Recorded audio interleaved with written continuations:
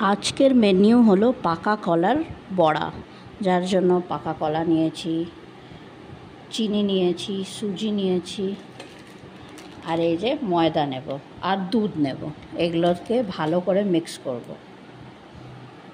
এই যে ময়দাটা দিয়ে দিয়েছি, এর মধ্যে এবার মৌরি মিশাবো। এই যে দেখুন মৌরি মিশিয়ে দিলাম। ভালো করে এবার এটা মিশিয়ে নেব, তারপরে দুধ দিয়ে মাখবো। এই মিশ্রণটাকে কলা, ময়দা, সুজি আর চিনি ভালো করে মাখতে হবে। তারপরে এই যে দুধটা মেশাবো। এই যে ব্যাটারটা রেডি হয়ে গেছে। এবার এটাকে কড়াইয়ে রিফাইন বা ঘিয়ের মধ্যে আপনারা ভেজে নিতে পারেন। বাঙালি স্টাইলের মিষ্টি কলার বড়া রেডি হয়ে গেছে। আপনারা রিফাইনেও ভাজতে পারেন, ঘিয়েও ভাজতে পারেন। এই যে আমার রেডি কলার বড়া।